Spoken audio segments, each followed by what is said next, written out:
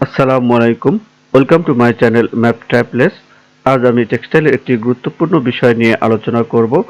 এছাড়াও এটি একটি নিটিং ও কাপড়ের গুরুত্বপূর্ণ পার্ট, আর সেটি হচ্ছে স্টিচ লেন্থ এবং স্টিচ লেন্থ কীভাবে বের করতে হয়। তাই আসুন ভিডিওটি না টেনে সম্পূর্ণ দেখতে থাকি এবং স্টিচ লেন্থ এবং স্টিচ লেন্থ ক্যালকুলেশন সম্পর্কে জেনে নেই।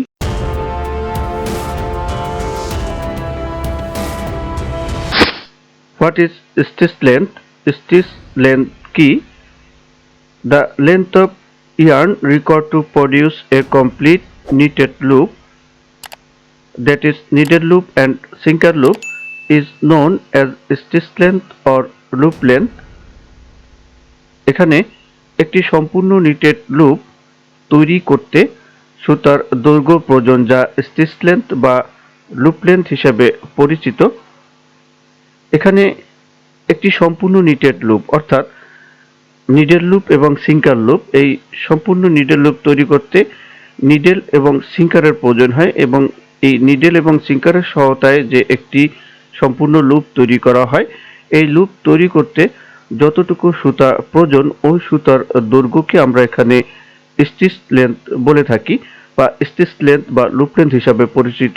যদি অন্যভাবে বলি, stitch length is a length of yarn which includes the needle loop and half the sinker loop on either side of it. এখানে স্টিচ লেন্থ হলো সুতার দৈর্ঘ্য যার মধ্যে নিডেল লুপ এবং এর উভয় পাশে অর্ধেক সিঙ্কার লুপ রয়েছে। তার মানে এখানে স্টিচ লেন্থ হলো সুতার দৈর্ঘ্য যেটি হচ্ছে নিডেল লুপ এবং অর্ধেক সিঙ্কার লুপের সমন্বয়ে তৈরি করা একটি সম্পূর্ণ লুপ। সেই লুপের তৈরি করতে যতটুকু সুতা দরকার সেই সুতার দৈর্ঘ্যকে এখানে স্টিচ লেন্থ বলা হয়। আশা করি এখান থেকে স্টিচ লেন্থ কি আমরা ভালোভাবে বুঝতে পেরেছি। Generally the larger the stitch length, the more extensible and lighter the fabric, and the shorter the stitch length, the less extensible and will thicker the fabric. সাধারণত স্টিচ লেন্থ যত বেশি হবে fabric তত বেশি প্রসারিত বা লুজ হবে এবং হালকা হবে, এবং স্টিচ লেন্থ যত কম হবে ফেব্রিক তত কম প্রসারিত বা টাইট হবে এবং ঘন হবে। তার মানে এখানে আমরা আরেকটি বিষয় জানলাম যে স্টিচ লেন্থ যত বেশি হবে ফেব্রিক তত কি হবে, লুজ হবে এবং এর ওজন বা জিএসএম কম হবে।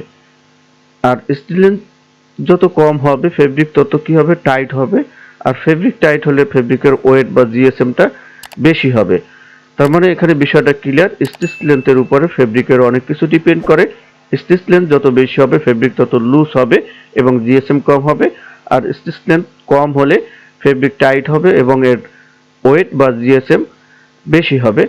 আশা করি আজকের ভিডিওর মাধ্যমে আমরা স্টিচ লেন্থ কি এবং স্টিচ লেন্থ বাড়লে এবং কমলে কি হতে পারে এই বিষয়টি ভালোভাবে বুঝতে পেরেছি।